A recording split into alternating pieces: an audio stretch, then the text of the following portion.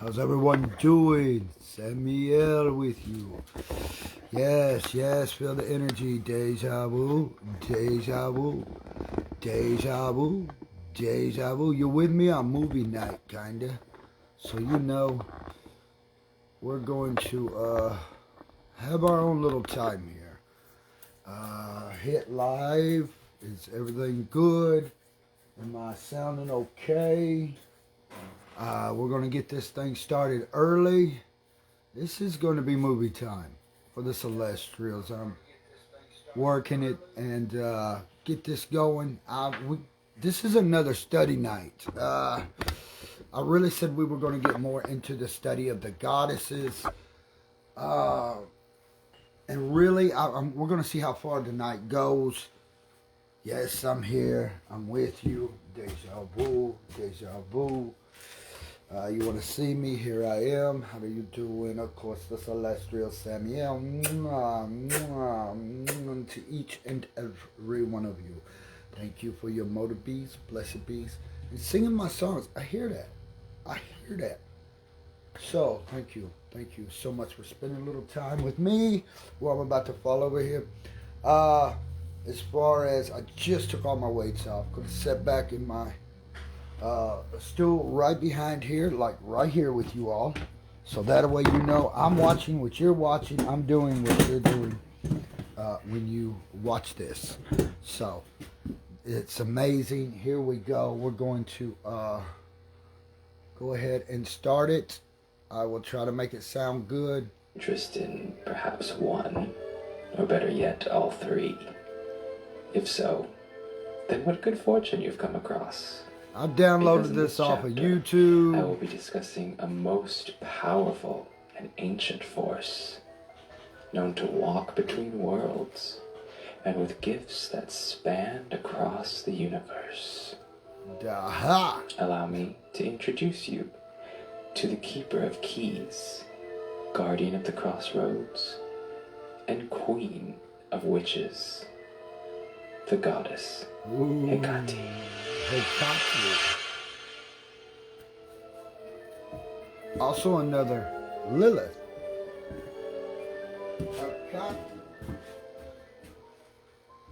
Hecate is known to many people by many names: Lightbearer, Mistress of Magic, World Soul, Triple Goddess, Maiden, Mother, and Crone. But in order to even comprehend the mystery and meaning of her countless epithets, we first must understand her origins. Hecate is an ancient Greek goddess who was born in the generation between the Titans and the Olympians. Her father was Perseus, the Titan of destruction, and her mother was Asteria, the Titaness of falling stars and divination. As the goddess of witchcraft, sorcery, and necromancy, it is the opinion of some that her gifts transcended those of most, if not all, of her divine counterparts. She is a liminal goddess, meaning that she possesses the ability to walk between worlds and realities freely, and is able to harness certain powers and energy sources that would be, at the very least, extremely difficult for others to even consider. It is because of this gift that she is widely known as the Keeper of Keys, for she has access and can grant access to any door that one may wish to walk through. This is further exemplified through her connection to the crossroads. If you ever find yourself faced with either a literal or metaphoric fork in the road, calling upon Hecate would provide invaluable insight, for she is able to see the outcomes of all directions.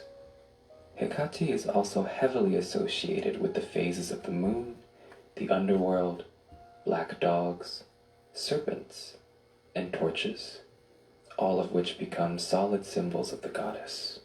To the ancient Greeks, she was much more than simply a deity you called upon when you wanted to cast a spell. She was seen as a protector of the home, children, and especially outcasts. She has been known as a wise teacher and guide. That's what I'm talking about. Her powers to bring truth Got and that clarity, soul.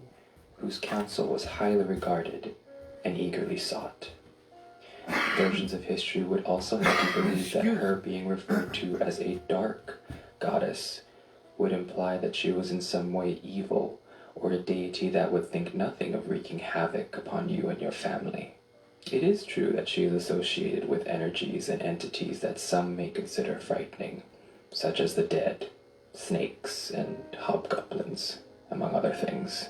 But the term dark is used to describe the fact that she is all-encompassing. She represents the entire spectrum of existence. She is both birth and death, joy and despair, light and darkness. Hold on. And it is because of this I'm going duality. to pause it real quick while we're on the subject of light and dark. It seems like it doesn't make sense what they're saying. But think of yourself as still in the womb. Think of yourself still in the womb, being carried about. That is actually where everyone's first thoughts begin. You have thoughts in the womb. So when you connect with that shadow again from the womb, it's like being baptized, a rebirth.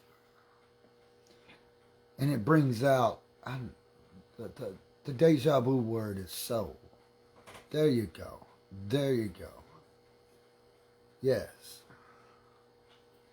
And it gives you that celestial feeling you've been needing. Put it that way. Here we go. Let's go on with the queen of the dark witches. I love it.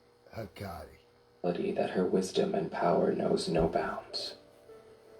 As we move into the 21st century, and as we experience a resurgence in the interest of witchcraft and the occult, we find versions of Hecate that more closely resemble that of her ancient epithets. I'm right here.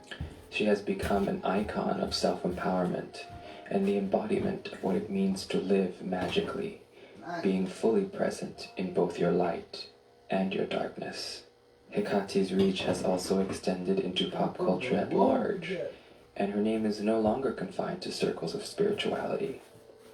She has made appearances in the Percy Jackson series, the Hercules animated series, and has been referenced in television shows such as Charmed, Buffy the Vampire Slayer, American Horror Story Coven, and The Chilling Adventures of Sabrina. Her symbolism has also appeared in Dua Lipa's music video for her song Levitating. So it is very apparent that the goddess is able to captivate not just those who choose to be a part of her circle, but also those who watch her from afar.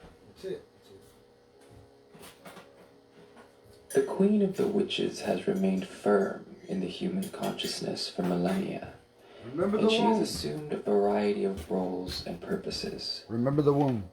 Whether it be as a wise crone, a villainous goddess, or a fierce protector of the strange and misunderstood.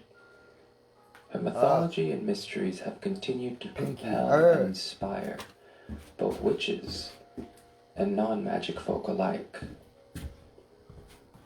Perhaps it is due to the fact that she speaks to the magic in all of us, urging it to reveal itself from beneath the shadows of our psyches.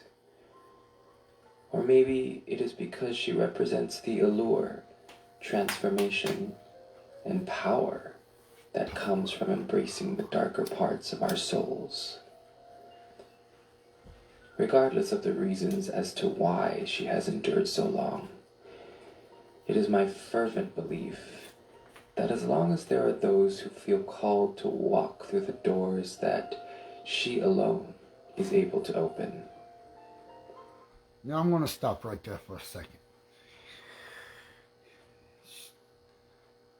This isn't saying it, but I feel it in deja vu. Men under her are wards. Remember that. They are just the wards. She is the celestial.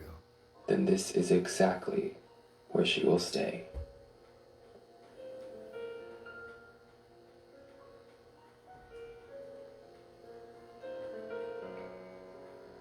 Okay, so we're going to swap over to another one. I'll try to make sure Let's see here. We will see what this one brings. We're going to go to Lilith. Let me see if there's going to be any commercials.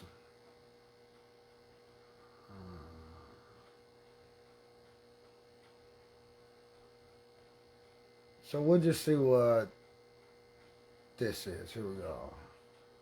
I will try to be as... I don't know if I like this one or not. Hold on.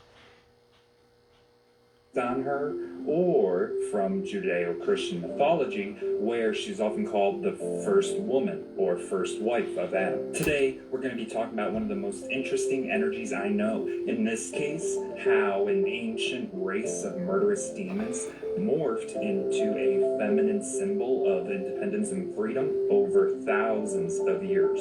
That's right, today we're looking at Lilith. Let's get started. So, we're taking this off. Okay, so... Love and Light, Death and Darkness, I'm Jordan Grimwire, and today we'll be looking at the history and personality of Lilith, where she came from, some tips to start working with her, and how to know if she's calling out to you. The key thing I want to establish before we get started is Deja vu on Samael. Say it. Deja vu on Samael. That's right. Don't forget Samael. Spirit, deity, or energy that I know of. That's why you'll see so much conflicting information on her. Views on her largely depend on which time period you're looking at and what kind of background and tradition you have. I have like 8 sources in the description, and I'll be going with scientific consensus on historical matter. Now I'm going to say this. This is just something I pulled up YouTube. Now, everyone knows who the Celestial Samael is. Me. Not him. So don't look at him. This is my documentary right now. Gotta be. Gotta be. I'm sitting right here, okay? There you go. Let's watch. You ready? Anyway, it's ugly, right? Just saying. Remember, you're still in the womb. Let's learn something. Let's go. And with a spiritual consensus on spiritual matters. Just a small warning, depending on the version, quite a few objectively evil things were attributed to her throughout history. A lot of like the darkest things that could happen to a person were just said to happen because of her or her kind. So, we're going to start at the beginning, looking at all these stories without necessarily believing them. We're not looking at if they hold true to the deity that we work with today. We're just looking at what was said for the information, for the knowledge, and just to see how the image has changed throughout time. So we can see how it all adds up to the Lilith we know today. Lilith, the lily of the woman, lily of the woman. Lily of the womb. Lilith is pretty interesting to trace back, and that's because the earliest mentions are nowhere near the same vibe we pick up today. They don't tell us much about Azra. There's There's another word you'll learn. But this period is what helps sets the stage, making it possible for some of her later impacts.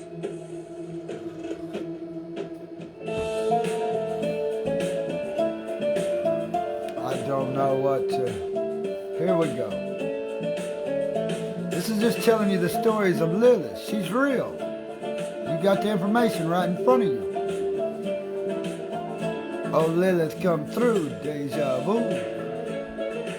In the ancient world, from about 4,000-ish years ago, the word Lilith can be traced back to originating as a type of evil spirit. This earliest reference of Lilith is in the Sumerian language in the Epic of Gilgamesh.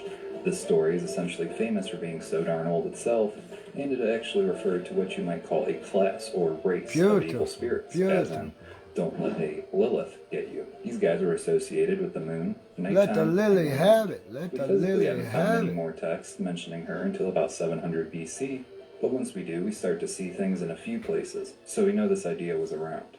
There was the general idea of a succubus, a night demon. Some stories that said these spirits were women who died in childbirth and were feared to reproduce with men in the middle of the night, creating demon children. Yeah, fun stuff, huh? Yeah. There are tons of variations, and this concept seemed to have spread widely under some version of Lilith.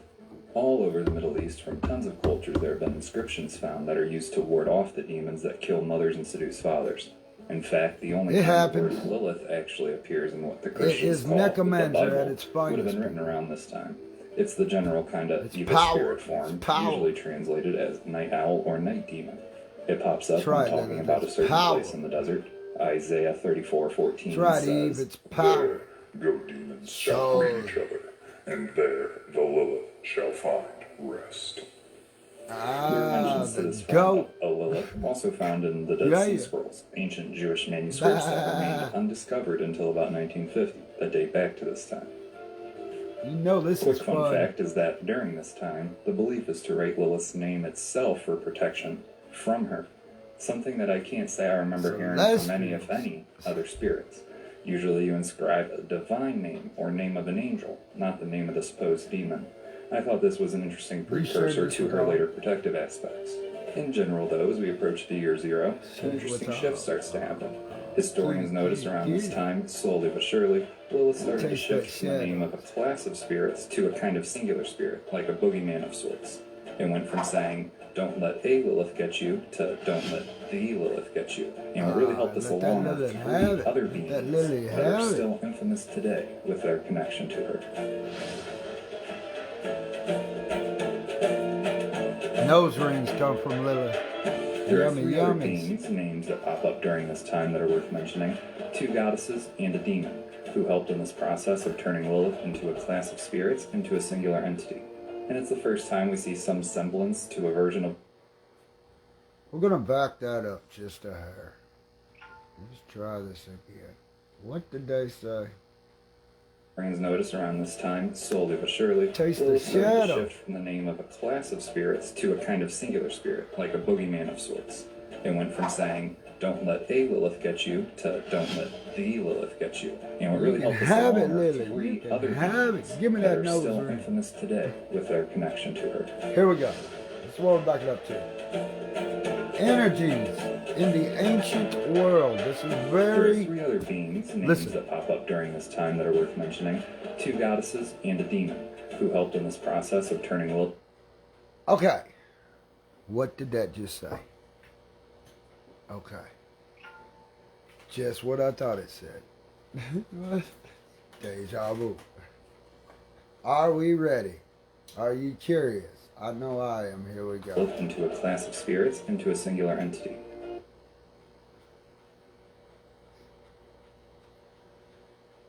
Okay.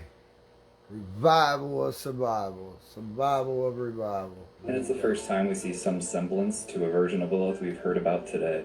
Yes. These versions have a lot of the negative influence of above, but also introduce some version of magic power that's not to be messed with. Let's start with Walamashtu, the evil night goddess. Okay. Now, I know for the sheeps out in the fields, during the night and day, they're not going to get what I'm talking about. For the 7 immortals, they have a clue, they just don't really know what to do about it. But for the power of 3, they got soul, don't they? You just heard part of a story. Anybody realize exactly what I'm working with now? Yes. Yes. So, I'm going to get this video downloaded and study on with it. I think I'm going to get off here live and kind of just, I'd like to get that clip, work with it later. We're going to go through all these gods. We're going to go through all the angels. We're going to go through all the deities and entities. There's a big revival happening. So spiritually, it's filling vessels up everywhere. Now, that's why the Celestial Samael come first. Ta-da! Because from the womb, here we are now. We got work to do. And we got to make it happen. Notice how it keeps going back to a repeat system. This time, the veil is gone. Yay, so exciting. Mwah! Bless you all for your documentaries. Thank you all for your helps. I mean, people will get you in time. Use me, the generator, to be able to connect with the other two.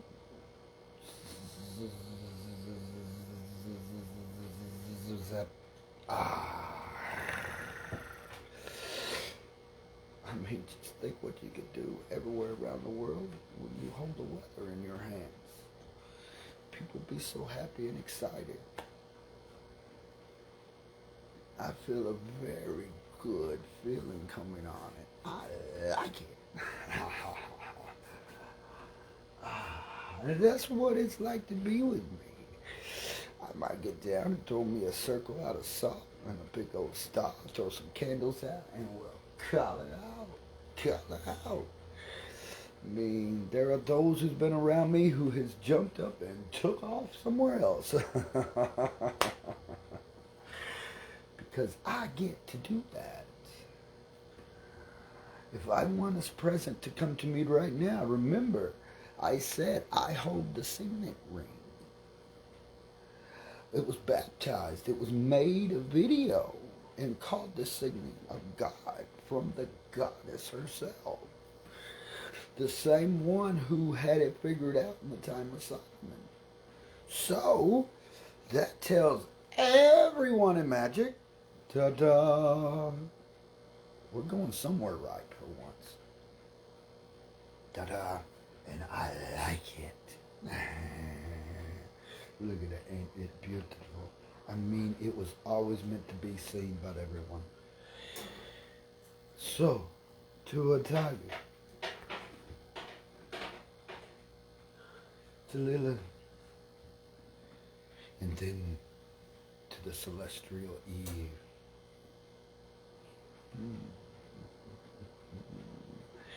Unto the seven immortals. You feel your wheels fitting like gears now. Deja vu. Thank you all for joining and watching. I'm going to get back into this, get off here live, share this with everyone. I'm making it a night to watch this stuff as well as put it out and send if you want more information with me or you want to hold any kind of particular event with me. Get with me. We'll be able to do that here in the future very soon, very soon. So how did the day go? Worked at the store. Everything went great. I wore all my weights. I got to deadlift 200 pounds. Motor be, blessed be. I feel great. I feel wonderful. Thank you. It's that magic. I mean, ever since she set me free, she drowned me in ecstasy. Oh, Taki and Lilith too. You could feel it. You know, Solomon was a man who had it figured out a lot. He could move the insects, he could move the animals, he could move the wind, the water, anything and everything at his fingertips. There hasn't been a celestial like that in a very long time. Thank you for your guidance, brothers. Thank you for your guidance, sisters. We are fixing to move into a very amazing world. And everyone will wake up someday going, Bloodstone Megaverse is amazing. Actually, that's the first words of the planet. We are all stones turned into blood, and we're the megaverse of gods and goddesses. The only thing we're lacking is just a little bit of magic. So tonight, For all those who are breaking vows, break them hard. You'll wake up to your magic. So when you come out of that womb now, you're free. You're not looking in the light no more. You're looking where you're supposed to be. You stay in that chateau. For those in Necromancer understand this.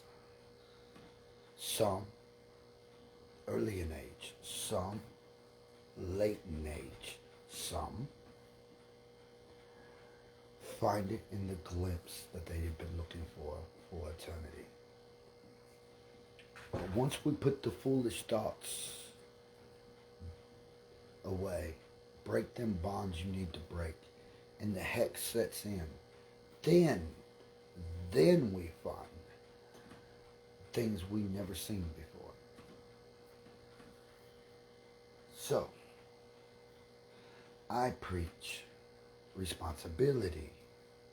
I preach don't abuse your gifts, but you go have fun. I mean, that's what it was made for. Go enjoy yourselves. Now, you want to talk about fun. The fun thing is,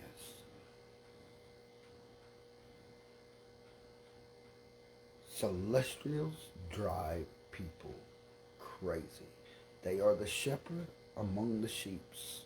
The sheeps respond to the shepherds and shepherdess. Now, as I said, I will be putting out more extensiveness on what these three are. So, and I'll get it out there, I promise. Deja vu.